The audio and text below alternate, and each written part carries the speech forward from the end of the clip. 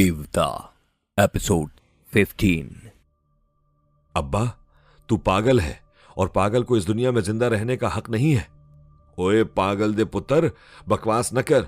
मैं पागल नहीं हूं। तुझे कितनी बार समझाया है कि मैंने फरहाद को धोखा देने के लिए पागलपन का ढोंग रचाया था। ठीक है अब्बा, दुनिया तो यही समझती है कि तू सचमुच पागल है। उनकी समझ के मुताबिक तुझे पागल रहकर फौरन खुदकुशी कर लेनी चाहिए। सब लोग अफसोस करेंगे और यही समझेंगे कि तूने दीवानगी के आलम में खुद को हलाक कर डाला है। एक पागल अपने पागलपन से किसी भी वक्त मौत के मुंह में पहुंच सकता है। तुझे अमली तौर से साबित करना चाहिए। मैं खुदकुशी नहीं करूंगा। तेरा दिमाग चल गया है। मेरा दिमाग अभी दुरुस्त है। तेरे कहने से मैं खुदकुशी नहीं करूंगा।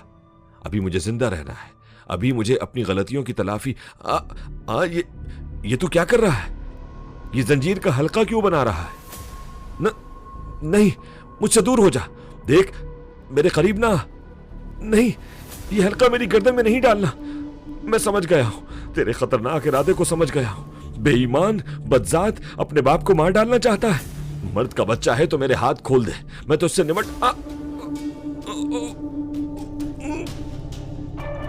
पटवारी की आवाज घुट कर रह गई। मैंने चश्मे तसव्वुर में देखा, उसकी गर्दन जंजीर के हल्के में फंसी हुई थी और हमदू जो कुछ कह रहा था वो पटवारी के डूबते हुए जहन से नशर हो रहा था। अब्बा, तेरे दिन पूरे हो गए। तूने पागलपन का नाटक शुरू किया था। मैं इस नाटक को इसके सही अंजाम तक पहुंचा रहा हूं। तेरे मरने के बाद मैं तेरे दोनों हाथों को खोलकर जंजीर के हल्के पर रख दूंगा। देखने वाले यही समझेंगे कि तूने वहशत और जुनून की हालत में इस हल्के को अपनी गर्दन में फंसा लिया था और आखिरकार अपनी जिंदगी तमाम कर डाली। पटवारी की दिमागी कुव्वत कमजोर पड़ती जा रही थी। उसके दिमाग में दो सोचें गड़बड़ हो गई थी। एक तो वो खुद ही सोच में बेटे को गालियां दे रहा था। दूसरी आवाज उसके बेटे की थी जो उसके माऊफ होने वाले दिमाग में दम तोड़ती जा रही थी। फिर यकलख्त पटवारी के दिमाग का टेप रिकॉर्डर ऑफ हो गया। आवाज आना बंद हो गई। सन्नाटा छा गया था। शायद हम तो कुछ कहता होगा, लेकिन मेरा राब्ता पटवारी के दिमाग से था। क्योंकि वो दिमाग हमेशा के लिए चुप हो गया था, इसलिए अब वो दुनिया की कोई आवाज नशर नहीं कर सकता था। अब वो ऐसा नाकारा टेप रिकॉर्डर था जिसकी मरम्मत इस दुनिया के किसी कारखाने में नहीं हो सकती थी। मैंने आंखें खोल दी। मैं जिस दुश्मन से इंतकाम लेना चाहता था वो अपने बेटे के हाथों इस दुनिया से रुखसत हो गया था। मैंने चंद लम्हों के लिए उससे हमदर्दी के तौर पर अपने सर को झुका लिया। दुश्मन से इसलिए हमदर्दी हुई कि वो अपने गुनाहों और गलतियों पर सिद्क़े दिल से पछता रहा था। ये कितने अफसोस की बात है। इंसान अच्छी खासी जिंदगी गुजारने के बाद मौत के करीब पहुंचकर पछताता और तौबा करता है। ऐसे इंसानों से सिर्फ हमदर्दी ही की जा सकती है। मैं पलंग से उतरकर दरवाजे के पास आया। उसे अच्छी तरह हिला जुला कर देखा। वो अंदर से बंद था। हवेली के अंदर जाने वाला अंदरूनी दरवाजा खुला हुआ था। मैं उसे बंद करने के लिए आगे बढ़ा तो दूर आंगन में शादो नजर आई। वो बूढ़ी माई को सहारा देकर एक कमरे की तरफ ले जा रही थी और बार बार इस दरवाजे की तरफ देख रही थी जहां मैं खड़ा हुआ था। उसे देखते ही दिल में गुदगुदी होने लगी। रात थी, तन्हाई थी। वो गुल बदन आतिश गुल की तरह ख्याली आंच मुझ तक पहुंचा रही थी। जरीना के सिवा मैंने अब तक किसी लड़की को हाथ नहीं लगाया था, और जब से जरीना जहीर से मंसूब हुई थी मैंने उसे भी अपनी तन्हाई में आने से मना कर दिया था। दूसरी लड़कियों के सिलसिले में मेरा उसूल यह था कि मैं किसी से इश्क न करूं, न अपने जज्बात की तस्कीन के लिए किसी को झूठी मोहब्बत का फरेब दूं, और न ही अपने इल्म को इस मकसद के लिए इस्तेमाल करूं। हां, अगर कोई खुद ही खुले हुए दावतनामे की तरह आ जाए तो उसे कबूल करने से इनकार न करूं। और शादो खुद ही मेरी तरफ माइल थी। इस वक्त वो आंगन से जा चुकी थी, लेकिन मैं जानता था कि वो बूढ़ी माई को कमरे में छोड़कर जरूर वापस आएगी। मैं शादो के मुताल्लिक रंगीन और संगीन बातें सोच रहा था। उसी वक्त मुझे याद आया कि शादो एक मजलूम लड़की है। पटवारी उसकी मर्जी के खिलाफ उसकी जवानी का सौदा करता रहा है। ये ठीक है कि वो मेरे पास अपनी मर्जी से आएगी, लेकिन इस रजामंदी के पीछे ये ख्वाहिश होगी कि मैं उसे हमेशा के लिए अपना लूं, और अब मैं ऐसा नहीं कर सकता था। लिहाजा मैं उसे खुशफहमी में मुब्तला नहीं कर सकता था। ये कितनी मायूब सी बात थी कि दूसरों की तरह मैं भी एक गाहक बनकर उसके साथ वक्त गुजारना चाहता था। मैं फौरन ही दरवाजे से पलटकर पलंग के पास आ गया। हिप्नोटिज्म और टेलीपैथी की मशकों के दौरान मैंने जैसी रियाजत की थी, जिस तरह बरसों अपने नफ्स को मारता रहा था और जिस तरह अपने किसी फैसले और ख्याल को किसी एक नुक्ते पर मरकूज कर देने का कमाल खुद में पैदा कर लिया था, ये तमाम खूबियां ऐसे आजमाइशी वक्त में काम आती थी। शादो क्या चीज है, इस दुनिया की हसीन तरीन लड़की भी मेरे फैसले को नहीं बदल सकती थी। मैं बिस्तर पर आकर बैठ गया। मेरी नजरें दरवाजे पर ठहर गई। थोड़ी देर बाद रात के सन्नाटे में चूड़ियों का तरन्नुम सुनाई देने लगा। वो आ रही थी। मुझे उसका इंतजार नहीं था, मगर मैं इंतजार कर रहा था। जब इंसान के अंदर जरा बहकने, जरा संभलने की कश्मकश पैदा हो जाए तो वो आने वाली का इंतजार न करते हुए भी इंतजार करता है। वैसे इस वक्त मेरा फैसला यह था कि मैं उसे अपनी निगाहों के जेर असर लाऊंगा, उसे अपना ताबे फरमान बनाऊंगा और उसे इस कमरे से वापस जाने का हुक्म दूंगा। इस तरह वो बिला चूं चरा वापस चली जाएगी। वो दरवाजे पर आ गई।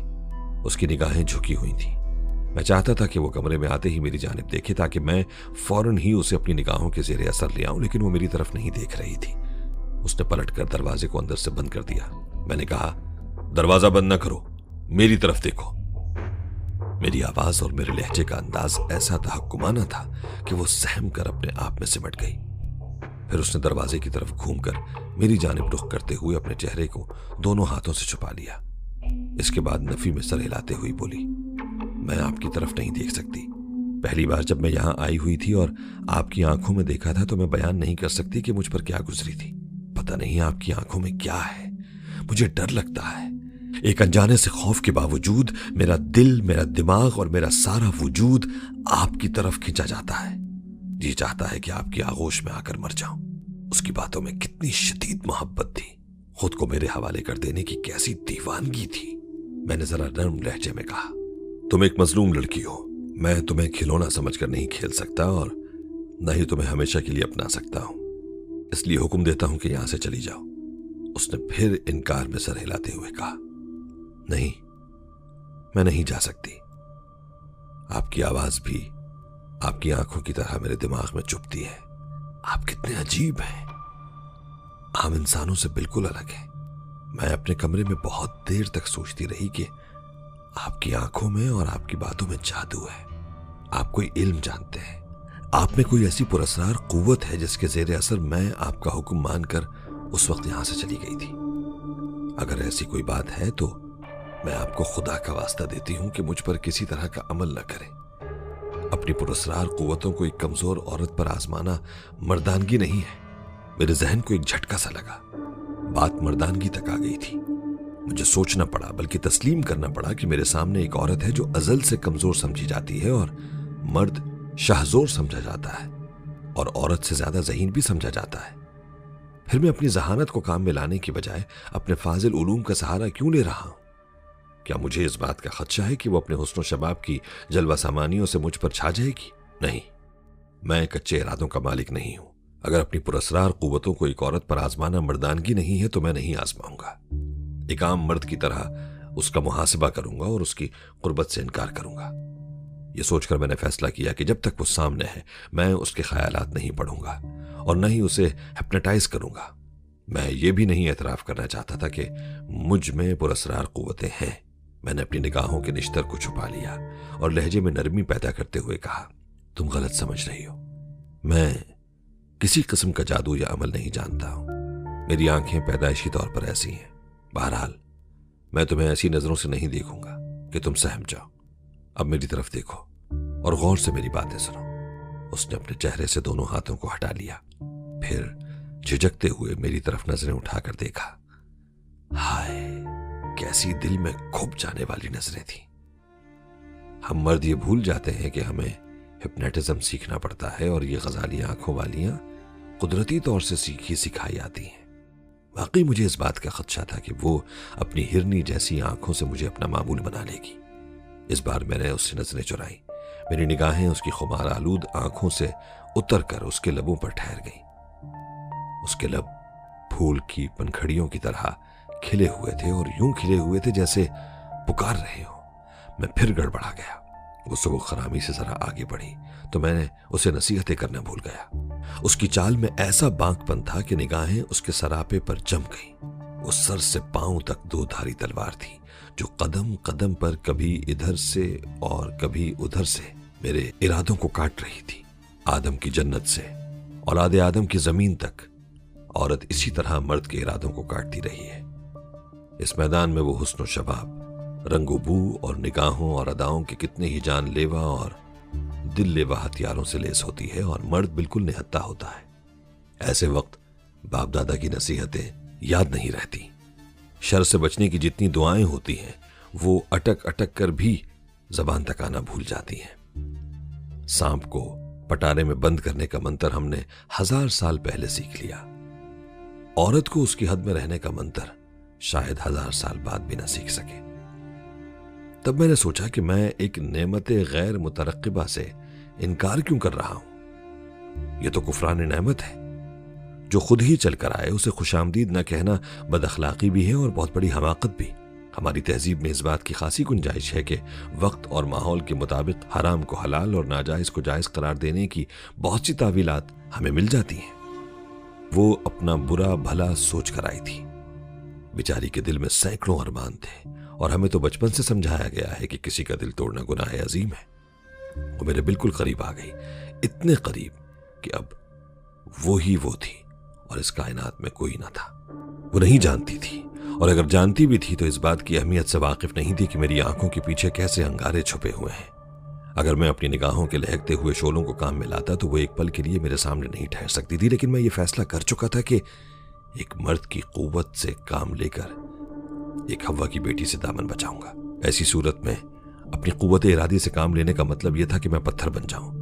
मैं अपनी निगाहों को किसी एक नुक्ते पर जमा देता और अपनी बहकती हुई सोच को शादों से हटाकर सिर्फ अपनी जात तक महदूद कर देता तो उसके लिए मुझे अपने इल्म को काम में लाना पड़ता। फिर वही इल्जाम आता कि मैं अपनी पुरस्रार कुव्वतों को इस्तेमाल कर रहा हूं। फिर क्या जरूरी है कि एक औरत के सामने मर्द आहन बनकर रहा जाए? उसके लिए मर्द बनना ही काफी है। दूसरे दिन मुझे वापस जाना था, लेकिन शादों ने वापसी का रास्ता भुला दिया।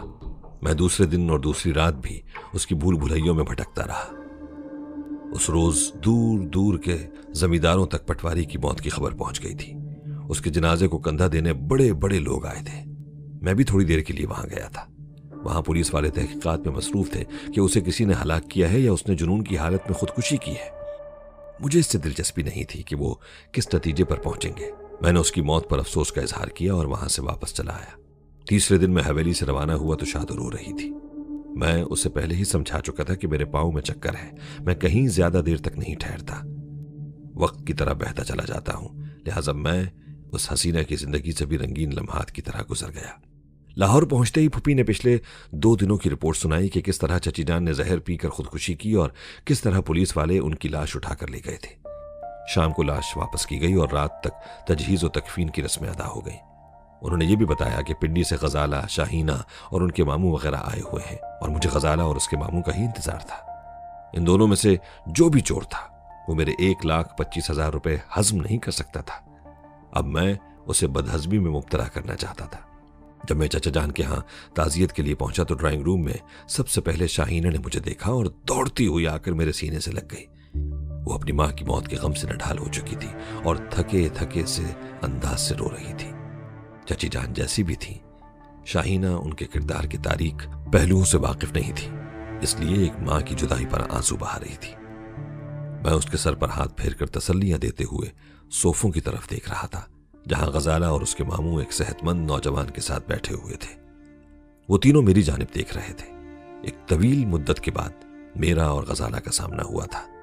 वो मेरी शख्सियत को बड़ी हैरत से, बड़ी दिलचस्पी से, बल्कि तारीफी नजरों से देख रही थी। बहुत अरसे पहले जब मैं एक दुबला पतला सा नौजवान था और मामूली लिबास में एक मुलाजिम की तरह इस घर में रहता था, उस वक्त भी वो मुझसे बेहद मुतासिर थी और मुझे अपनी रेशमी बाहों का असीर बना लेना चाहती थी। अब भी उसके देखने का अंदाज ऐसा था जैसे वो मुझे खोकर पछता रही है। फिर वो ज्यादा देर तक अपनी जगह बैठी न रह सकी, मेरी जानिब बेइख्तियार खींची चली आई। करीब आकर उसने बड़ी बेतकल्लुफी से मुस्कुराकर कहा, हेलो फरहाद, ये तुम हो?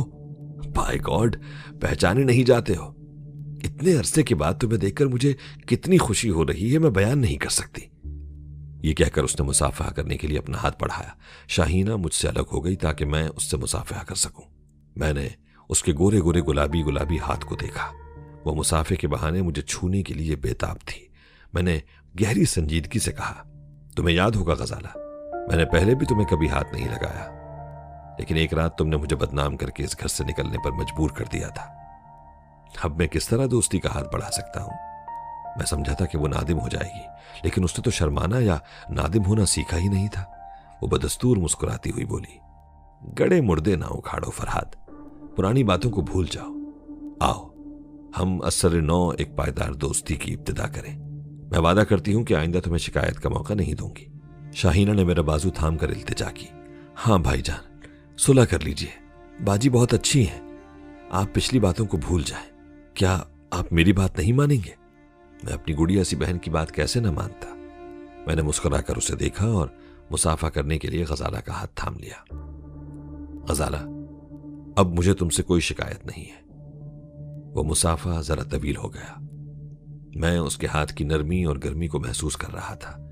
उसकी सोच बता रही थी कि वो मेरे लिए बिखरती जा रही है। फिर उसके मामू आ गए, उनके साथ वो नौजवान भी मेरे करीब आया। गजाला ने उसका तारुफ कराया।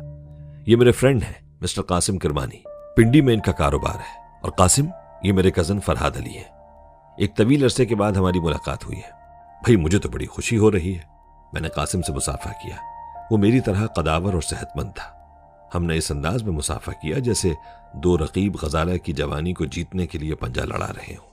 हम तहजीब के दायरे में हाथ मिला रहे थे, लेकिन अपने अपने हाथ की गिरफ्त से अपनी अपनी कुव्वत का मुजाहिरा कर रहे थे और साथ रस्मी तौर पर यह कह रहे थे कि हमें एक दूसरे से मिलकर बड़ी खुशी हो रही है। हम सब खुश थे। गजाला भी खुशी का इजहार कर रही थी। वहां इस अलमिया का पता ही नहीं चलता था कि 2 दिन पहले इस घर की एक अहम हस्ती मौत को गले लगा चुकी है।